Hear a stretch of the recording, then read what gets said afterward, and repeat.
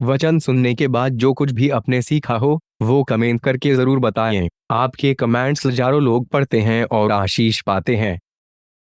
After listening to the word, do comment whatever you have learned. Thousands of people read your comments and get blessed. कि मेमने का विवाह आ चुका है, क्या दुल्हन तैयार है? ओह अमेजिंग। जो लवर्स है ना, वो जब इन बातों को सुनते हैं बहुत खुश हो जाते हैं कि वो दुल्हा आने वाला है और हम उनके साथ जाने वाले हैं। Praise God, hallelujah. मेरी आवाज़ पीछे तक जा रही है? सुन पा रहे हैं ना मुझे? ठीक है, थैंक यू। आप मेरे साथ एक वचन निकाले रेवलेशन से, प्रकाशित वाक्य।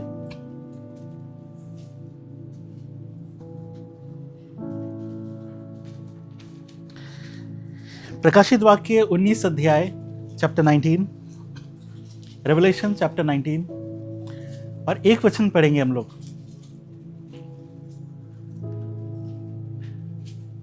Revelation chapter 19 verse 7। आइए हम एक साथ पढ़ते हैं। निकालिए सब, हालेलुया। ओके। आओ हम आनंदित और मग्न हो और उसकी स्तुति करें, क्योंकि मेमने का विवाह आ पहुंचा है और उसकी दुल्हन ने अपने आप को तैयार कर लिया है। वो ब्यूटीफुल। आइए हम खुदा के लिए ताली बजाएं। मेमने का विवाह आ पहुंचा है और दुल्हन तैयार हो चुकी है। ओह प्रेज गॉड।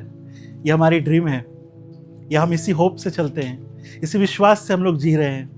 हम विश्वासी के लिए यही वो पल है जिसका हम इंतज़ार कर रहे हैं, कि वो जो विवाह का पल आ चुका है। और निस्संदेह है, आई बिलीव कि वो समय आ चुका है, वो विवाह का समय आ चुका है। लेकिन सवाल ये है कि क्या दुल्हन तैयार है? दुल्हन जो है कलीसिया को कहा जाता है, हम जो चुने हुए लोग हैं। और यहाँ पे आप अगर पढ़ेंगे प्रकाशित वाक्य में, यहाँ पे लिखा हुआ है कि हमें इस विवाह के भोज में बुलाया गया है, डिनर के लिए बुलाया गया है, होस्ट करने के लिए बुलाया गया है कि हम इन विवाह में शामिल हो। अब हमारा क्वेश्चन ये है कि क्या हम दुल्हन तैयार हो रहे हैं? हालेलुया। ये बहुत ज़रूरी है कि एज अ बिलीवर जब हम खुदा में आते हैं, जब हम बिलीव करते हैं यीशु मसीह पर, तो हम इस बात पर विश्वास करें कि हम उसके दुल्हन हैं। इट्स अमेजिंग कि जो हमारा पिता है, जो एक फादरली हार्ट रखता है, वो हमारा दूल्हा है जो एक दिन आएगा हमें लेने के लिए। आमीन। आप बिलीव करते हैं इस बात पर? Praise God. जब मैं इस विषय पर मैं मनन कर रहा था इस हफ्ते में, तो खुदा ने मुझे लीड किया, पवित्र आत्मा ने मुझे लीड किया कि मैं इस बात को मैं ऑब्जर्व करूं, बाइबल में कुछ स्टडी करूं कि वेडिंग के बारे में। बाइबल में मैरिज का, शादी का बहुत विवरण दिया हुआ है। अगर आप बाइबल को ध्यान से पढ़ेंगे तो पहली शादी किसके बारे में है? आदम और हवा। कान आप नए नियम में आ गए, पुराने नियम से पढ़ेंगे। अब पुराने विश्वासी है सिस्टर। अगर आप देखेंगे प्रकाशित वाक्य में से, अगर उत्पत्ति से प्रकाशित वाक्य तक, स्टार्टिंग विवाह से होता है, एंड भी विवाह से होता है। स्टार्टिंग आदम हवा, पहली कौन है? ब्राइड, हवा। और आप देखेंगे एंड होता है मैरिज से, मेमने और दुल्हन। कितना अमेजिंग है ना। सो अगर आप बाइबल को ध्यान से पढ़ेंगे ना, बाइबल में कुछ बहुत सारे विवाह के बारे में मेंशन किया हुआ है, मैरिजेस के बारे में। अगर आप देखेंगे आदम और हवा है, उसके बाद इसहाक और रेबेका के बारे में है। हर एक जो मैरिज है ना, आपको कुछ ना कुछ सिखाती है, आपको उसके लिए तैयार होने के लिए, किस तरह एज ए दुल्हन आप तैयार होंगे उसके बारे में दिखाती है। अब याकूब और रेचल के बारे में देखेंगे आप, राहेल, याकूब और राहेल के बारे में, किस तरह जो याकूब है इंतजार किया है ना दुल्हन को पाने के लिए। आप देखेंगे इसहाक और रेबेका के बारे में भी, किस तरह इसहाक खेत में था, रेबेका आ रही थी ऊंट के ऊपर चलकर, और वो देखता है, वो सब कुछ प्रतीक करता है हमारे साथ और यीशु मसीह का रिश्ता को। समझ रहे हैं? उसके बाद आप देखेंगे बोआज और रूत के बारे में भी, किस तरह जो रूत है, बोआज आकर रूत को छुड़ाकर अपने लाता है, और आप गवाही को पढ़ सकते हैं। उसके बाद फिर दाऊद आता है। ऐसे बहुत सारे ऐसे मैरिजेस है जो हमारे और उसके रिश्ते को दिखाता है, हम किस तरह तैयार हो पाते हैं। उसी तरह आज मैंने एक वेडिंग को चुना है। हालेलुया। ये जो स्टडी है ना कि किस तरह एक ब्राइड एक दुल्हन मसीह के लिए तैयार होती है, उस विवाह के लिए तैयार होती है। It's a very big study. ऐसे बहुत सारे जो वेडिंग्स इसके बारे में हम पढ़ सकते हैं। अगर प्रभु ने अनुग्रह किया, अगर आप लोग चाहते हैं तो हम लोग एवरी संडे इसको पार्ट बाय पार्ट हम लोग देखेंगे। ओके, इस वचन को जाने से पहले मैं आपसे कुछ बातें करना चाहता हूँ। कुछ देर के लिए आप मेरी तरफ देख सकते हैं, फिर हम वचन में जाएंगे। मैं चाहता हूं कि चीजों को आप पहले समझें।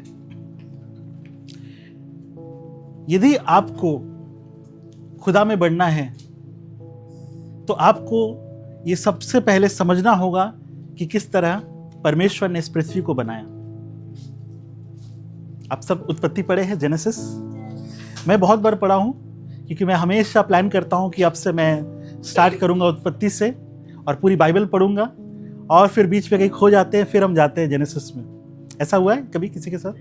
हाँ, इसलिए हम उत्पत्ति बहुत बार पढ़ते हैं। सो अगर आप उत्पत्ति को ध्यान से पढ़ेंगे तो वहाँ पे दिखता है कि परमेश्वर ने किस तरह पृथ्वी को बनाया। और आप एक चीज़ को हमेशा याद रखें कि परमेश्वर जो है एक ऑर्डर का परमेश्वर है, नियमों का परमेश्वर है। हालेलुया। बाइबल कहती है कि जो पृथ्वी है वो सुनसान और बेडौल पड़ी हुई थी और पवित्र आत्मा जो है ना उसके ऊपर मंडरा रही थी। इंग्लिश में लिखा हुआ है हॉवरिंग ओवर द अर्थ, ठीक है। और इसके बाद आप देखेंगे कि परमेश्वर ने कुछ कहा और उसके बाद उसको लिया पवित्र आत्मा ने और काम करना स्टार्ट किया। परमेश्वर ने क्या कहा? लेट देयर बी लाइट, उजियाला हो जाए। और आप देखेंगे पवित्र आत्मा ने उसी शब्दों को लिया और रोशनी हो गई। और फिर आप देखेंगे बहुत सारी चीज़ें होती गई। परमेश्वर ने जीव जंतुओं को बनाया, पेड़ पौधे बनाए, उसके बाद फिर परमेश्वर ने इंसानों को बनाया, हमें बनाया, और फिर क्या कहा? अच्छा है। क्या कहा? अच्छा है। आप एक दूसरे से कह सकते हैं आप बहुत अच्छे हैं। हालेलुया। ओके, अब देखिए, गौर कीजिए एक बात। पवित्र आत्मा वहां पे मंडरा रही थी।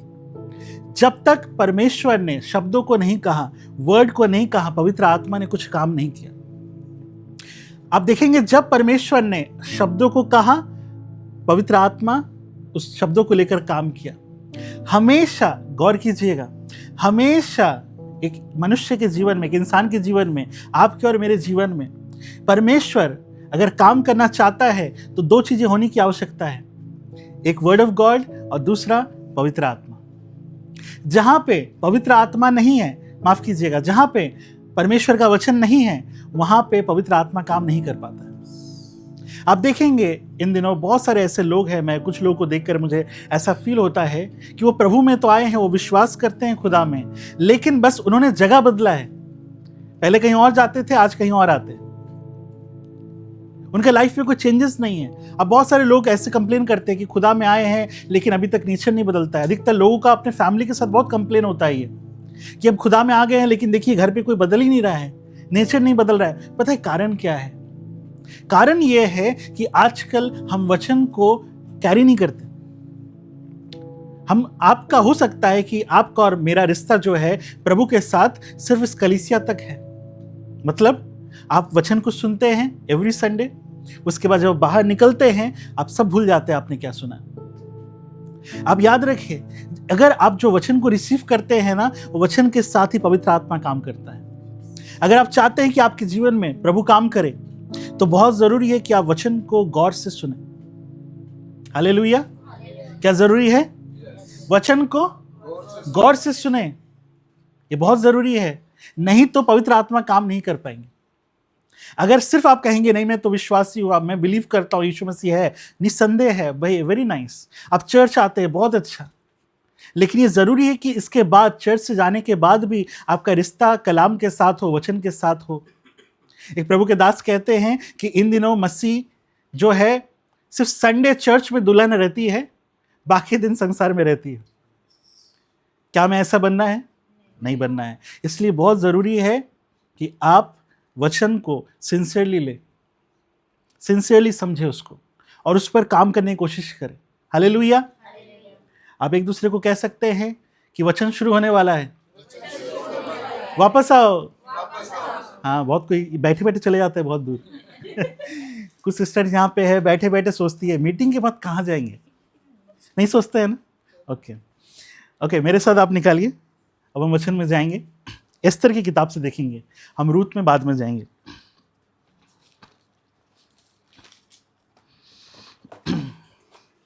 हालेलुया। आज बहुत मज़ा आएगा। पता है, मैं जब भी ये जो प्रचार है ना, अगर हम प्रीच करते हैं अबाउट कि ब्राइड को लेकर कि किस तरह एक ब्राइड तैयार होगी, मुझे बहुत अच्छा लगता है। लेकिन पता है सबसे प्रॉब्लम क्या है? ये जो टीचिंग है ना, इसको हम जितना गहराई में जाएंगे हमें उतना कष्ट होगा, उतना तकलीफ होने वाला है। पता है क्यों? क्योंकि हमारा जो लाइफ है ना, बहुत बार, सिर्फ आपके लिए नहीं कह रहा हूँ, मेरा भी बात, मैं अपने बारे में बता रहा हूँ, ये जो है, जो टीचिंग है, ये हमारे लाइफ से विपरीत चलता है बहुत बार। जिस तरह एक दुल्हन को तैयार होने की आवश्यकता है, हम उसके तरीके से नहीं चलते हैं। इसलिए जब हम थोड़ी गहराई में जाते हैं तो तकलीफ होती है। चलेगा? ये जो लवर्स होते हैं बोलते हैं यस ब्रदर बताइए, चाहिए, कोई दिक्कत नहीं है। हम जिस रास्ते में चलते थे कोई बात नहीं, अब हम सही चलेंगे। बहुत बार ना कभी कभी लगता है कि कोई बोले, कोई तो हिला के बोले कि ब्रदर अब सही नहीं कर रहे हो, थोड़ा सही चलो, है ना? ओके, अब आप निकाले मेरे साथ एस्तर की किताब, उसका 2 अध्याय।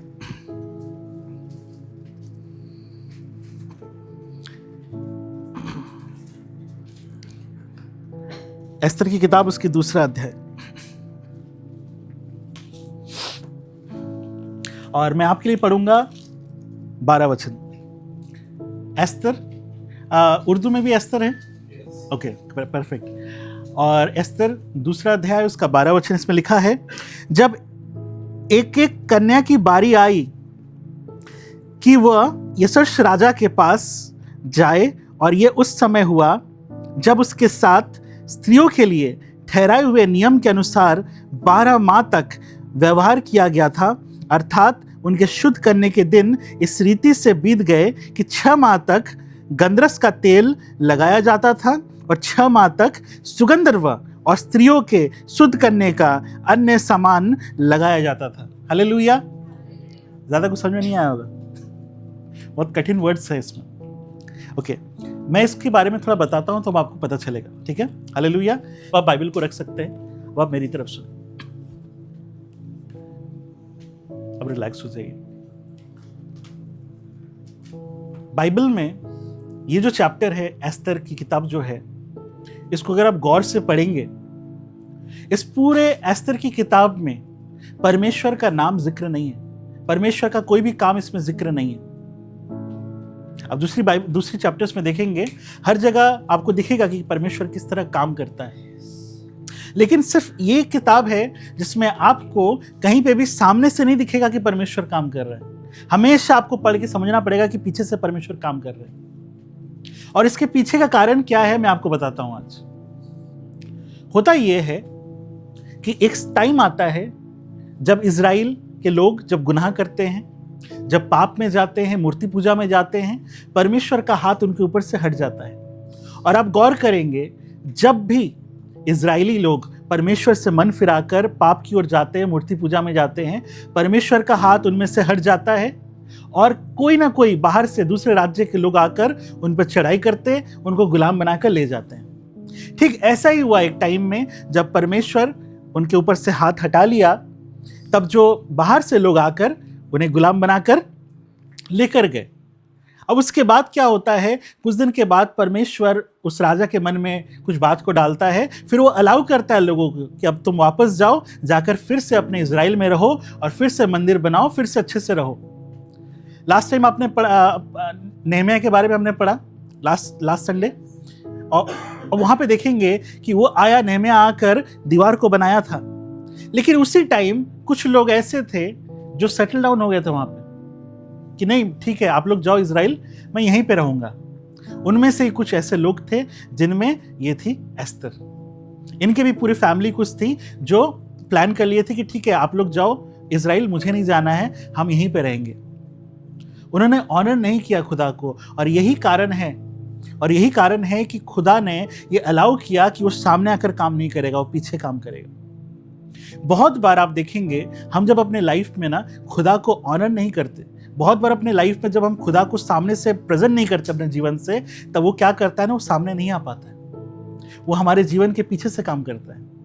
क्यों? क्योंकि हमने उसको ऑनर ही नहीं दिया, उसको हम रिप्रेजेंट ही नहीं किए। बहुत लोग होते हैं जो खुदा को सीक्रेटली बिलीव करते हैं, सामने कभी प्रेजेंट ही नहीं करते, बोल्डली बोलते भी नहीं है कि हम खुदा पर विश्वास करते हैं, हम यीशु मसीह पर विश्वास करते हैं। इसलिए आप देखेंगे बहुत बार खुदा ना उनके जीवन में खुलकर नहीं आ पाते, वो पीछे से काम करते हैं। ठीक उसी तरह आप यहाँ पे आप देखेंगे। अब होता क्या है, वो जिस राज्य में थे ना, जिस राजा के बारे में हम जिक्र कर रहे हैं, इस राजा उस टाइम में उसका बहुत बड़ा किंगडम था। टोटल 127 प्रांत में इसका था। और इसी चैप्टर में हमारे भारत देश का भी नाम है हिंदुस्तान। इसलिए हम विश्वास करते हैं कि हिंदुस्तान खुदा का है, वहां के हर एक लोग खुदा के हैं, और एक दिन सब घुटना टेकेंगे, आमीन, और सब अंगीकार करेंगे यीशु मसीह खुदा है। हालेलुया। अब देखिए, होता ये है कि उस टाइम में जो राजा है ना, इस सब जगह पूरा उसका राज्य था, बहुत धनवान था। और एक बार वो डिसाइड करता है कि जो मैं अपनी जो पूरा जो वैभव है वो मैं शो करूंगा लोगों में। इसलिए वो क्या करता है, वो एक पार्टी ऑर्गेनाइज करता है। और आप विश्वास करें, वो पार्टी कितना दिन चला? 180 दिन।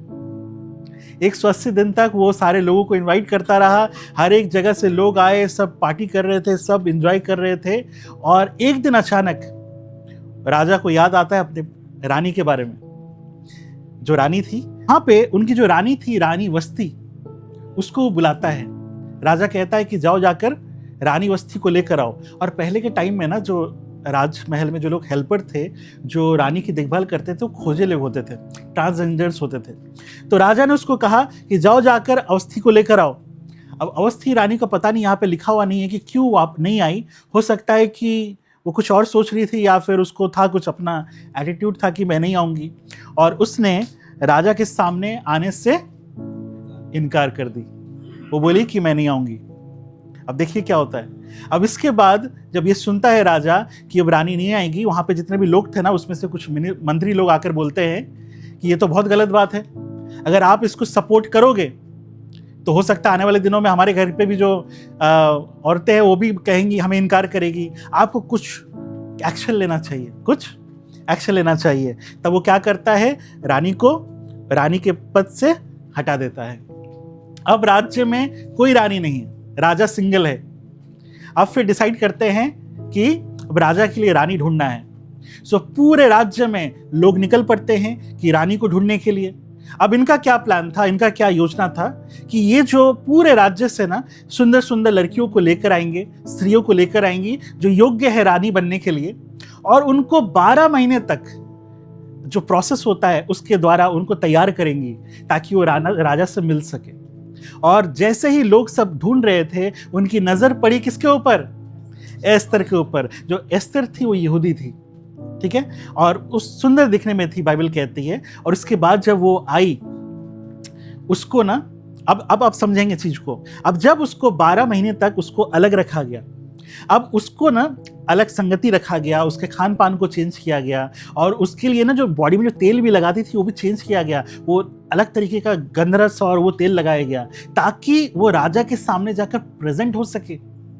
आप सोच रहे हैं, वो एक मुलाकात के लिए वो रानी को, मतलब जो एस्तर को, जब वो रानी बनने की योग्य थी, उसको किस तरह से तैयार कर रहे थे। अब देखिए, अब जब मैं पढ़ूंगा इस वचन को आप समझ पाएंगे, जो अभी पढ़ा हमने, कि जब एक एक कन्या की बारी आई। अब एस्तर के साथ ना वो सिर्फ अकेले नहीं थी, और भी बहुत सारी स्त्री थी जो आई उनके साथ, कि वो यशर राजा के पास आए। और ये उस समय हुआ जब उसके साथ स्त्रियों के लिए ठहराई हुई नियम के अनुसार, उसके नियम के अनुसार 12 माह तक, 12 महीने तक व्यवहार किया गया था। अर्थात उनके शुद्ध करने के दिन इस रीति से बीत गई कि 6 माह तक गंधरस का तेल लगाया, 6 माह तक सुगंधवा और स्त्रियों के शुद्ध करने के अन्य सामान लगाए। अब समझ पा रहे चीजों को? उसको 12 महीने तक तैयार की। अब मैंने यहां पे नोट करके रखा है कि एस्तर को 12 महीने तक क्या क्या चीजें मिली। 3 चीजें हैं। सबसे पहला है कि उन्हें अच्छी सहेली दी गई, अच्छी संगति दी गई, अच्छे लोगों के साथ रखा गया। दूसरा ये है कि उसके खान पान को बदला गया, फूड, अब राजा के हिसाब से फूड रखा गया। और तीसरा, उनका जो ऑयल था ना, जो स्किन में लगाने का ऑयल, वो अलग रखा गया। अब गौर कीजिएगा एक बात को, ये कुछ और नहीं। मैं आपको ये कहानी क्यों बता रहा हूं? क्योंकि ये जो है ना, सिर्फ कहानी नहीं है, ये प्रतीक करता है हमारे परमेश्वर को। ये जो राजा है ना, हमें परमेश्वर का प्रतीक है। जिस तरह एस्तर को तैयार किया गया परमेश्वर, मतलब जो राजा से मिलने के लिए, उसी तरह आज हम उस एस्तर की तरह, उस दुल्हन की तरह परमेश्वर आज हमें तैयार कर रहे हैं। और ठीक उस तरह जिस तरह से उसको अच्छी सहेली दी गई, हमें अच्छी संगति दी गई है, हमें चर्च दिया गया है। जिस तरह से उसका खान पान बदला, वर्ड ऑफ गॉड हमें दिया गया है। जिस तरह से उसे तेल लगाया गया, पवित्र आत्मा को दर्शाता है। हमेशा एक दुल्हन को, जो चर्च है, उसको खुदा के लिए तैयार करने के लिए हमेशा 3 चीज की आवश्यकता है: वर्ड ऑफ गॉड, आपकी अच्छी संगति, और तीसरा है पवित्र आत्मा। हालेलुया। सो मैं एक कहानी को इसलिए बता रहा था ताकि मैं आपको समझा पाऊं कि ये सिर्फ एक कहानी नहीं है, ये हमारे परमेश्वर का प्रतीक है। सिर्फ वो एक मुलाकात के लिए, उस एक भेंट के लिए, उस राजा से मिलने के लिए एस्तर को इस तरह से रखा गया, सजाया गया।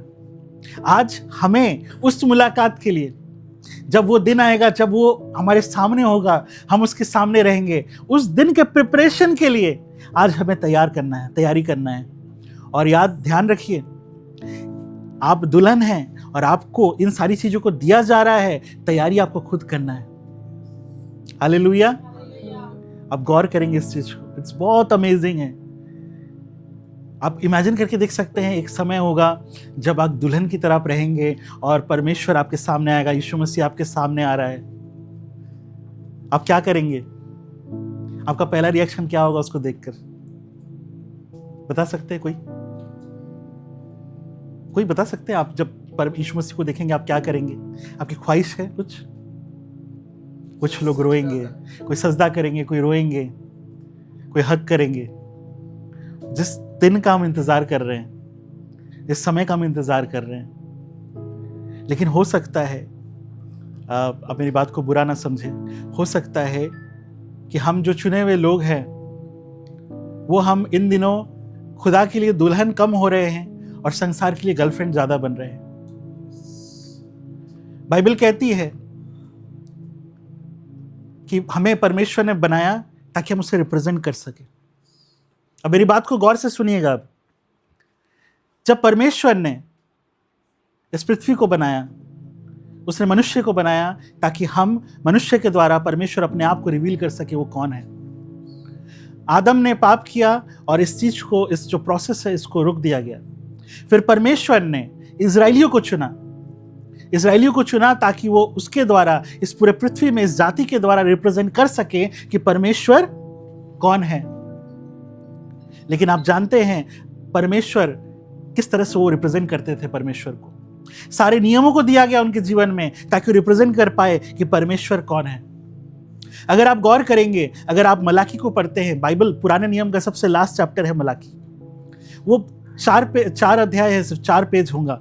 आप एंकरेज कि आप पढ़े उसको घर जाकर, वो आप आधा घंटे में पढ़ सकते हैं।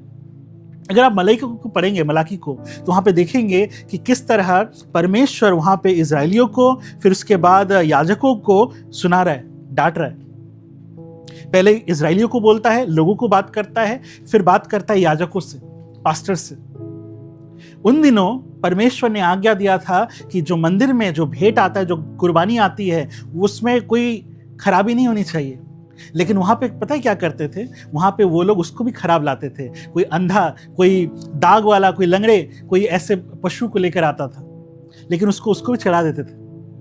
जब परमेश्वर ने ये देखा ना कि लोग जो है उसके घर पर कुर्बानी को भी सही तरीके से नहीं ला रहे हैं, तो परमेश्वर ने डिसाइड किया कि उस डोर को क्लोज कर देगा। और फिर उसने डिसाइड किया कि वो चर्च स्थापित करेगा जो आप और हम हैं। हालेलुया। परमेश्वर वहां कहता है कि पुत्र पिता को रेस्पेक्ट करता है, एक दास स्वामी को रेस्पेक्ट करता है, लेकिन यदि मैं तुम्हारा पिता हूं तो मेरा रेस्पेक्ट कहां है? मेरा सवाल आपसे और मुझसे भी है, क्या हम उसको रेस्पेक्ट करते हैं?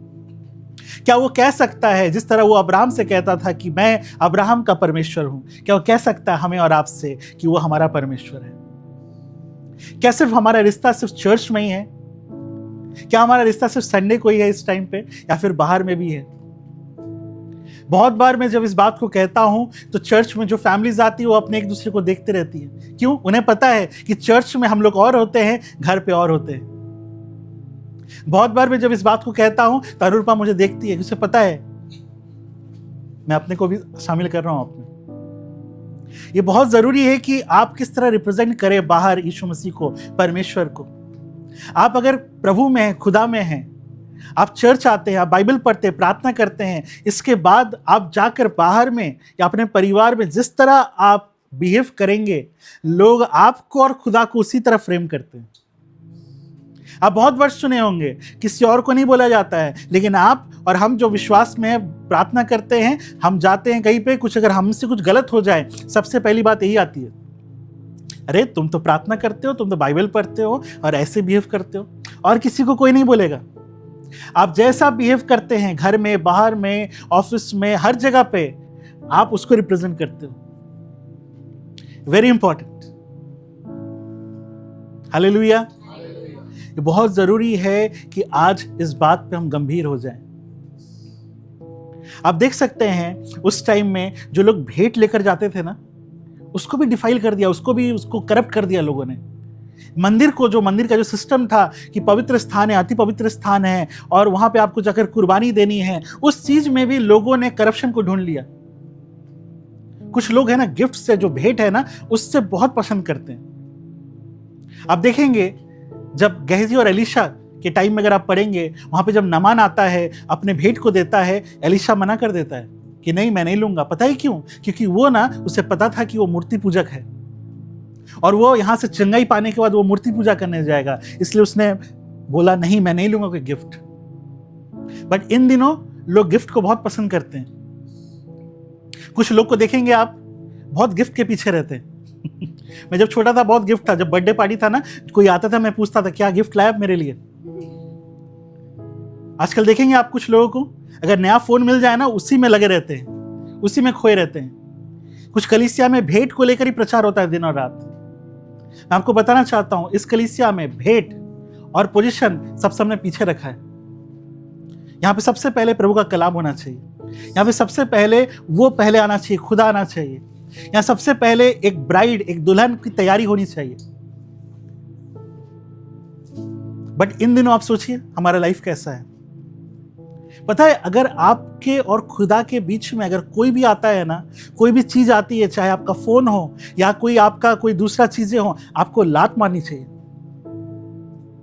अच्छा, आपसे क्वेश्चन पूछते हैं, अगर मान लीजिए आज खुदा आपको आपके घर में 10 मिलियन दिरहम आपको दे दे बैग में, तो आप क्या करेंगे? और वो बताता नहीं है कि कितना है उसमें, आपको नोट की सारे दिरहम्स आपको दिखे उसमें, आप क्या करेंगे? बैठ के आप गिनना शुरू कर देंगे, आप गिनना शुरू कर देंगे। करेंगे?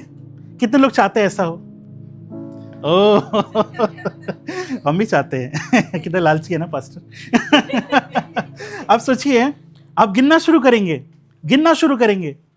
घर पे बच्चे आके बोलेंगे पापा प्रेयर टाइम हो गया। हाँ करेंगे ना बाद में, पहले गिन लेते हैं कितना है। गिनते रहेंगे, गिनते रहेंगे, गिनते रहेंगे, गिनते रहेंगे। सब अपने लाइफ में बिजी रहते हैं ऐसे करके। हमारा जो सोच है ना, कितना जल्दी से चेंज हो जाता है। उसी तरह आज आप और हम ना बहुत चीज़ों में बिजी रह जाते हैं लाइफ में। हम ब्राइड्स का पता है, हम दुल्हन का क्या प्रॉब्लम है, हम सब एम रखते एक चीज़ का, लेकिन बहुत जल्दी थोड़ी थोड़ी बातों में ना हम डाइवर्ट हो जाते हैं। कभी फ़ोन से, कभी नोटिफिकेशन से, कभी प्रार्थना करना है उससे पहले कुछ नोटिफिकेशन आ गया, हम वही देखने लग जाते हैं। हम अपने काम से, अपने जॉब से, हर जगह हम डेविएटेड रहते हैं। हमें खुदा को टाइम देने के लिए टाइम ही नहीं है, सब चीज़ के लिए है। अब एक दुल्हन के शादी से पहले उसको मेकअप कराना है, उसको सब चीज का टाइम है, मेकअप के लिए टाइम नहीं। हम दुल्हन के लिए मेकअप पता है क्या है? खुदा का कलाम है। हम जब कलाम को पढ़ते हैं, वचन को पढ़ते, उसके सामने जब जाते हैं ना मिरर में, वो दिखता है बाल सही नहीं, इसको थोड़ा ठीक करते हैं। कभी ऐसा हुआ है कि आप मिरर के सामने गए, आपके बाल ऐसे बिखरे पड़े हुए हैं, आप बोले कोई बात नहीं बाद में आएंगे? नहीं करते आप, पहले ठीक करेंगे, फिर 10 बार फोन से भी देखेंगे कैसे लग रहे हैं। इन दिनों कुछ लोगों को देखा है मैंने कि वो पहले मेकअप करेंगे, बाल ठीक करेंगे, फिर सेल्फी लेकर भी देखते कैसे लग रहे हैं। लेकिन कभी ऐसा हुआ है कि आप जब बाइबल पढ़ते हैं या कभी कलाम सुनते हैं, जब आपको दिखता है आपके लाइफ में कुछ गड़बड़ है, आप उसको तभी ठीक करते हैं? नहीं करते। करते? नहीं करते। हम लोग उससे ठीक है बाद में देखेंगे, पहले कुछ मिल जाए, उससे पहले कुछ मिल जाए। मैं एक बार एक जगह पे कुछ ब्रदर्स बैठे हुए थे, मैं ऐसे ही कह रहा था कि पता है यीशु मसीह का आना बहुत निकट है, हम दुल्हन है, वो आएगा हमें ले जाएगा। एक ब्रदर बोलते हैं इससे हमें क्या मिलेगा, मुझे तो अभी तक इंक्रीमेंट मिला नहीं, मुझे प्रमोशन मिला नहीं, मैं दुआ कर रहा हूँ इतने दिन से नहीं मिला। अब देख रहे लोग का फोकस कहाँ पे है? तैयारी को छोड़कर चीजों में है। हमारे बीच में एक ब्रदर आते थे बहुत दिन पहले, कुछ हफ्तों से वो नहीं आया। मैं यूजुअली कभी भी कोई अगर रेगुलर नहीं आते मैं कभी फ़ोन नहीं करता हूँ, क्योंकि उनका पर्सनल लाइफ है। पतरस हमेशा कहते हैं कि कभी भी किसी पर्सनल लाइफ के अंदर मत जाओ। मेरे पास्टर कहते हैं कभी भी किसी के अंदर मत जाओ, बाहरी आंगन में ही रहो, ठीक, इससे पर्सनल लाइफ पे नहीं घुसना है। लेकिन मैं जब देखता हूँ कि 2-3 हफ्ते कोई नहीं आता तो मैं कॉल करता हूँ कि सब ठीक है कि नहीं। तो एक मैं ब्रदर को कॉल किया, मैं बोला आप 2-3 हफ्ते से नहीं आ रहे हैं, आप कहीं और जाते हैं तो कोई बात नहीं, आप कंटिन्यू कीजिए, खुदा में बने रहिए। तो कहते हैं नहीं ब्रदर, ऐसी बात नहीं है, मुझे एक नई जॉब मिल गई है और मैं संडे वही जाता हूँ क्योंकि मुझे छुट्टी नहीं मिलती है। आप सोच सकते हैं किस तरह संसार ने हमें डेविएट करके रखा है। हमने कलाम को छोड़कर पैसे को चुना है। और कुछ हद तक अगर आप देखेंगे ना संसार के पॉइंट ऑफ व्यू से, कुछ हद तक जो लोग हैं ना इससे बन चुके हैं, स्पेशली दुबई में बहुत सारे हमारे ऐसे लोग हैं जो भाई बहन लोग हैं, आना चाहते हैं नहीं आ पाते। क्यों? उनका संडे ऑफिस रहता है। आपको इस समझने की जरूरत है, थोड़ा सोचने की आवश्यकता है कि हम कितना पैसे कमाने के पीछे जाएंगे। हमें ऐसी जॉब ढूंढने की आवश्यकता है जिसमें एटलीस्ट संडे सुबह में थोड़ा टाइम मिल जाए आपको। अगर आप चर्च नहीं आ रहे हैं, आप देखिए यहाँ पे कितना इंपॉर्टेंट है संगति, कितना इंपॉर्टेंट है वर्ड ऑफ गॉड, कितना इंपॉर्टेंट है पवित्र आत्मा। ये तीनों चीज अगर आपके जीवन में कुछ भी कम है ना, आप तैयार सही से नहीं हो पाएंगे। इन दिनों आपको एक अच्छी संगति चाहिए, एक अच्छा फेलोशिप चाहिए जो आपको एंकरेज करे, जो आपको उठाए। साथ ही साथ आपको एक कलाम चाहिए जो खुदा का वचन आपको दिखाए कि आपको किस तरह चलना है, किस तरह बढ़ना है। लेकिन इन दिनों हमारा फोकस कहाँ पे है? पता है, जो खुदा में बढ़ता है, मैं आपको बताना चाहता हूं, जो खुदा में बढ़ता है ना वो सब चीज में बढ़ता है। आप जिस चीज के लिए आप खोज रहे हो ना, विश्वास करें खुदा उससे बढ़कर देगा। आपको जितना फाइनेंशियली स्टेबल होना है ना, खुदा आपको उससे बेहतर स्टेबल करेगा। लेकिन वो चाहता है कि पहले उसको ऑनर करें। आप मलाकी को पढ़ के देखेंगे कि मलाकी में परमेश्वर ने इजरायलियों को किस बात पर टोका है। उनके खुदा को देने के लिए टाइम ही नहीं है। वहां पे दशवांश के बारे में लिखा हुआ है जिसको लेकर पूरे हर जगह प्रचार होता है। लोग भेंट सही से नहीं लाते हैं, वहां पे लोग खुदा को ऑनर नहीं करते हैं, हर जगह करप्शन है।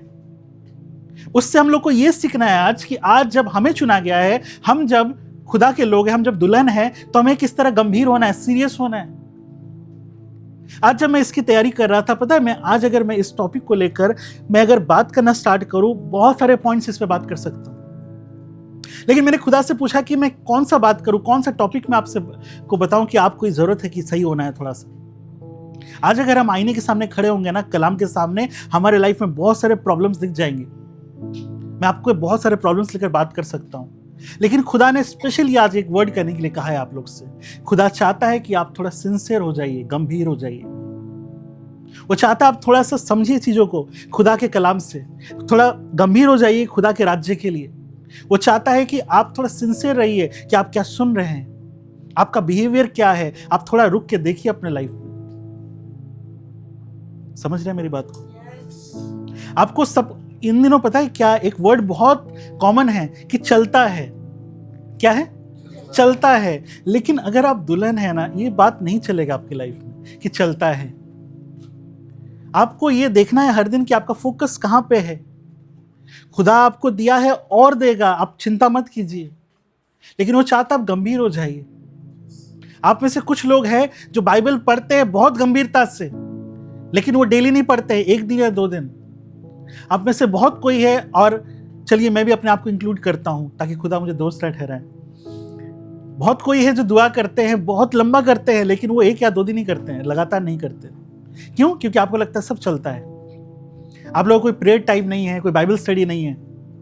कैसे हम तैयार होंगे खुदा के लिए? आप सोच के देखिए, आप वचन को सुनते हैं, कलाम को सुनते हैं, आप दुआ करते हैं, प्रार्थना करते हैं, लेकिन इसके बाद जब आप किसी से मिलते हैं, कोई अगर थोड़ा सा खराब बिहेव करे आपके साथ, आप किस तरह फट जाते हैं? कोई अगर आपके साथ रूड बिहेव करे, आपका कैसा रहता है रिस्पॉन्स?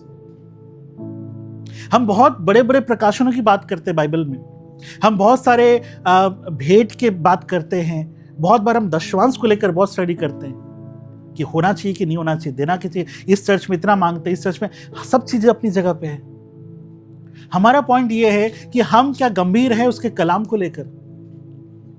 एक व्यक्ति ना जो खुदा को समय देगा, खुदा को अपना दिल दे देगा ना, बाकी जो चाहिए ना वो आपसे ले लेगा। हम इन दिनों पता है किसकी खोज में है? पवित्र होना है, परफेक्ट होना है। आप विश्वास कीजिए, आप कभी नहीं बन पाएंगे। आप और हम पता है किस चीज में लगे हुए हैं? हर चीज में अच्छा करना है। बच्चे पढ़ाई के लिए लगे हुए हैं कि हम पढ़ाई में अच्छा करना है ना, कि हमें पढ़ाई में अच्छा करना है। हम लोग जॉब में कि हमको जॉब में, काम में बहुत अच्छा करना है, बहुत पैसे कमाने हैं। आप विश्वास कीजिए, आप खुदा को अपना दिल दीजिए, अपना समय दीजिए, वो आपसे हर अच्छाई को ले लेगा। आपके हर एक कमजोरी को लेकर वो अच्छाई में बदल देगा। लेकिन वो चाहता है कि हम थोड़े सिंसियर हो जाए। सिस्टर्स, ब्रदर्स, अगर आप चर्च भी आते हैं तो सिंसियर हार्ट के साथ आइए, समय पर आना सीखिए। छोटी छोटी बातें हैं जो बहुत मायने रखती है। अगर आपने कुछ कमिट किया है चर्च पे तो उसको आप ईमानदारी से पूरा कीजिए। अगर परमेश्वर ने कुछ सेवकाई आपको दिया है उसको ईमानदारी से पूरा कीजिए। उसके बाद जब आप घर जाते हैं, घर जाकर आप दुआ करते हैं, प्रार्थना करते हैं, आप उसके बाद बच्चों से, अपने परिवार से, हस्बैंड वाइफ, अच्छे से बिहेव कीजिए। इससे ही चर्च बिल्ड होगी धीरे धीरे। परमेश्वर ने मैरिज को बहुत महत्व दिया है। अगर आप बाइबल को पढ़ेंगे, आदम हवा से लेकर बहुत सारे मैरिजेस को देख पाएंगे। आप पता है काना नगर में जब यीशु मसीह गए, वो भी एक संकेत है। वो पहली बार वहां पे चमत्कार करता है। वहां पे मरियम को कहता है कि अभी तक मेरा समय नहीं आया है। लेकिन वो जब चमत्कार करता है, पता है क्या शो करता है? वो अपने आप को रिवील करता है। उसी टाइम पहली बार हम दूल्हा को देखते हैं, वो रिवील होता है। दूल्हा कहाँ रिवील हुआ? काना नगर की शादी में, कि वो मसीहा है, उसने पानी को दाखरस बनाया। सो हमेशा वो इस रिश्ते को ना बहुत इंपॉर्टेंस देता है और बहुत वो चाहता है कि इस चीज में हम एक्सेल कर जाए, कि हम परिवार में जो रिश्ता है ना, चाहे आपका पति पत्नी का हो या बच्चों के साथ हो या किसी के साथ हो, वो रिश्ता को चाहता है आप गंभीरता से ले। हम बहुत कैजुअली लेते हैं कि चलो ठीक है, समझ जाएगा। हम प्रार्थना करते हैं, बाइबल पढ़ते हैं, उसके बाद हम जैसे बिहेव करते हैं हमें लगता है कोई बात नहीं, हम तो पढ़ रहे हैं ना, हम तो चर्च आ रहे हैं ना। अब बाद में कैसे बिहेव करे चलेगा। हमने बहुत सारे फैमिलीज में देखा है। मैं इन दिनों एक फैमिली में देखा कि वो उनके घर गया था, उनके हस्बैंड कह रहे थे, देखो आंटी को देखो, ये हमेशा चर्च जाती है लेकिन हमेशा चिड़चिड़ी रहती है। मैं बोला था अंकल आप चर्च क्यों नहीं जाते? देखो ये सुधर जाए तब मैं जाऊंगा। ऐसा बहुत सारे फैमिलीज में कंप्लेन रहता है कि ये इतनी आत्मिक है लेकिन इनका बिहेवियर सही नहीं है। ऐसा हम में से बहुत कोई का है। आई थिंक आप एग्री करे भी ना करे, I don't think so, but ये सच बात है। खुदा चाहता है जब हम गंभीर हो थोड़ा सा। अगर आप जो कुछ पढ़ रहे हैं ना, इन दिनों पता है बहुत इंफॉर्मेशन बहुत ज्यादा है और ये बहुत डेंजर भी है। हम सुनते इतना है, करते इतना है। हम सब कुछ सुन लिए हैं कि कब यीशु मसीह आने वाले, क्या होने वाला है, ये होने वाला है, वो होने वाला है। हम सब कुछ जानते हैं। अगर कोई पाप में भी गिरते हैं ना, मनी मन वचन को लेकर काउंसलिंग भी कर देते, कोई बात नहीं, हम गिरे हैं ना, प्रभु उठाएगा। लेकिन हम चलते ही नहीं है खुदा में। हमारे नेचर ही नहीं दिखता है। हमें अभी भी गुस्सा है, हमें अभी भी चिड़चिड़ापन है, हम अभी लोगों को टॉलरेट नहीं कर पाते। कैसे चलेगा? बोले कैसे चलेगा? बोले एक दूसरे कैसे चलेगा? ऐसा नहीं करना है ना। हम लोग थोड़ा गंभीर होना है। इससे पहले कि हम प्रकाशित वाक्य के हर एक वचन को समझकर उसकी गहराई में जाए, कटेरे को जाने, ये जरूरी कि हम अपने नेचर को देखें कि हमारा नेचर बदल रहा है कि नहीं। बेबी स्टेप्स, बेबी स्टेप्स, बोलिए बेबी स्टेप्स। मैं हमेशा हर चीज में बेबी स्टेप्स लेता हूं। पता है कैसे लेते हैं? इन दिनों मैं जिम जाने की सोच रहा हूं, तो मेरे बेबी स्टेप ये है कि मैं कम से कम जिम के चारों तरफ चक्कर लगा के आता हूं, ताकि आदत बने ना उस टाइम पे। सही बात है। मैं पहला स्टेप था कि मैं चलो कपड़े पहन के, जूते पहन के नीचे जाकर थोड़ा टहल के आऊंगा। That's a baby step. कम से कोशिश तो करें अपने जीवन को बदलने के लिए। फिर धीरे धीरे मैं अपने डाइट को चेंज करता हूँ, फिर धीरे धीरे मैं कोशिश कर रहा हूँ कि मैं जिम में जाऊँ। तो हमेशा बेबी स्टेप लेनी बहुत जरूरी होती है, लेकिन हम स्टेप ही नहीं लेते। समझ रहे मेरी बात को? एग्री करते हैं मेरी बात से? वो दूल्हा वो आने वाला है। आपका मेकअप कहाँ है? हमारा मेकअप उतरा रहता है हमेशा। हम दुखी रहते हैं, हम उदास रहते हैं। आप देखेंगे बहुत सारे लोग हैं जो सेवकाई करते हैं इन दिनों दुखी है। क्यों? हमारा मेन इंटेंशन सेवकाई नहीं है। मैं आपको बता दूं, मेरा जो मेन कॉलिंग है, मेरा कॉलिंग जो है यहाँ बैठ के प्रचार नहीं है। मेरा सबसे पहला कॉलिंग ये है कि हमें ब्राइड बनना है। हम सब पास्टर बन चुके हैं, हम सब प्रेयर वॉरियर्स बन गए, हम सब वर्शिपर बन गए हैं, लेकिन हम सब दुल्हन बनना भूल गए कि हमें दुल्हन बनना है। इन दिनों आप प्रभु के दास के लोगों का ना, अगर आपको देखना है ना कि चर्च जो है दुल्हन के लिए तैयार हो रही है कि नहीं, वहाँ के याजक को देखिए, पास्टर्स को देखिए, मुख्य शब्दों को देखिए, वर्ड्स को देखिए। उनका पुलपिट में कैसा है, पुलपिट से उतर के कैसा है, आप समझ जाएंगे चीज़ों को। इट्स वेरी इंपॉर्टेंट कि हम चीज़ों को समझें। आप सब एज ए फैमिली है, मैं इसलिए सब खुलकर मैं बात कर रहा हूँ आपसे। आप विश्वास माने, कलीसिया में ना जो पैसा है ना, जो बोलते हैं ना कि आप पैसे डालो, ये बहुत लास्ट में आता है, बहुत पीछे आता है। खुदा आपका पैसा नहीं चाहिए, खुदा को उसको लेना है ना, खुद ले लेगा। अगर आप मलाकी को गौर से पढ़ेंगे, उसमें लिखा हुआ है कि दशवांश लेकर आओ। इसका मतलब क्या है? उसी का है, वो ले लेगा आपसे, वो ले लेगा आपसे। आप अपना दिल देंगे ना, आप अपना समय उसको देंगे ना, अपना जीवन देंगे ना, वो आपको ना, अगर आपको कुछ देना भी होगा ना, वो पहले आपको देगा, बीज भी देगा कि चलो जाकर दो। विश्वास माने, वो पैसा का भूखा नहीं है। इन दिनों प्रभु के दास लोग भूखे हैं, हम लोग भूखे हैं पैसे के, प्रभु भूखा नहीं है। समझ रहे, एग्री करते हैं? हमें नहीं चाहिए। अगर आप कलीसिया में आते हैं ना, अगर आप इस कलीसिया में कुछ भी नहीं देते हैं ना, कोई दिक्कत नहीं है। हम आपसे ना दशवांश मांगेंगे ना कोई परसेंटेज मांगेंगे, कभी कुछ नहीं मांगते। कभी मांगे? नहीं मांगते। क्यों? क्योंकि जरूरी है कि आप पैसे दे, उससे अधिक अपना समय दे खुदा को। उससे पहले अपने सिंसियरिटी को दिखाए। जो प्रभु में गंभीर है ना, जो खुदा में है, जो खुदा को जानता है, वो ऑटोमेटिकली कुछ देकर जाता है। हमारी चर्च चल रही है, खुदा देता है। हम मीटिंग्स करते हैं, हॉल्स में करते हैं, खुदा देता है ना। अब मैं परिवार की तरह बात कर रहा हूँ आपसे, लेकिन खुदा इससे मैटर नहीं करता है। मैटर वो करता है सिंसियर हो जाए हम। मैंने बहुत बार देखा है चर्च में ब्रदर्स सिस्टर्स कि मैं किसी को कुछ काम देता हूं ना, कुछ दायित्व देता हूं, वो रिस्पॉन्स ही नहीं करते हैं, सिंसियरिटी नहीं है। बहुत दुख होता है इससे। बहुत जरूरी है कि अगर आप चर्च में आते हैं ना, एक सिंसियर हार्ट के साथ आए, और कुछ नहीं चाहता है खुदा। आज आपने सुना कि ब्रदर ने क्या प्रीच किया मूर्ति पूजा के बारे में।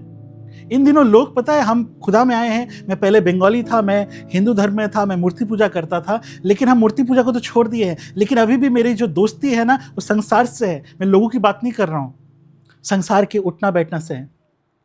हम इन दिनों अभी भी रील्स देख रहे हैं, संसार की चीजें देख रहे हैं, मूवीज देख रहे हैं। हमें लात मारनी चाहिए सब चीजों को। हमें गंभीर होना है खुदा में। यदि हमारे अंदर फल ही ना पाया जाए, आप देखेंगे जब यीशु मसीह जब जाता है अंजीर पेड़ के सामने, उसको कर्ज करता है। पता है क्यों कर्ज करता है? अंजीर पेड़ क्या शो करता है? वो इजराइल को शो करता है कि जब इजराइल के पास सब ज्ञान जो चुना हुआ था, उसमें कोई फल नहीं पाया गया, कोई फल नहीं। उसने खुदा को इनकार किया, लड़ते थे, झगड़ते थे, फरीसी थे उसमें। आज कौन है? हम चर्च है जो अंजीर के पेड़ है। हम चर्च है जिसमें फल होनी चाहिए।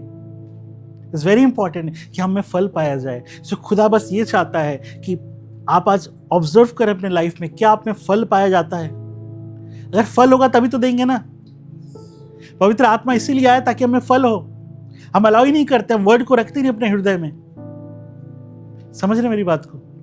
मैं कोई बड़ी प्रकाशित के बारे में नहीं कर रहा हूँ, मैं ये बहुत बेसिक बात कर रहा हूँ। आज मैं आने वाले दिनों में हम प्रभु की अगुवाई में हम इसके और आगे जाएंगे क्योंकि हम चाहते कि हम तैयार हो दुल्हन के लिए। सो आज का मैसेज ये है मेरे प्रियो कि थोड़ा सिंसियर हो जाते हैं आज, ठीक है? सिंसियर रहेंगे ना तो आगे सब कुछ वो करेगा, वो ले लेगा। वो नहीं चाहता है कि हम सब कुछ छोड़ कर आए, वो चाहता है ईमानदार बन जाए, सिंसियर बन जाए कि yes Lord I am here. सिर्फ ये कहे कि प्रभु हम यहाँ पे हैं, ये काफ़ी है। वो आपको लेगा, आपको इस्तेमाल करेगा। आमीन। आप और हम कौन है? एस्तर है जो उसके लिए इंतजार कर रहे हैं। आप हाथ फैला सकते हैं ऐसे, आँख खोलकर बोलिए, मैं एस्तर हूं, यीशु मसीह के इंतजार में। खुदा हमें तैयार कर, एस्तर की तरह तैयार कर, ताकि मैं आपसे मिल सकूं। ओह वंडरफुल। आई बिलीव आज कुछ आपने सीखा होगा। हालेलुया।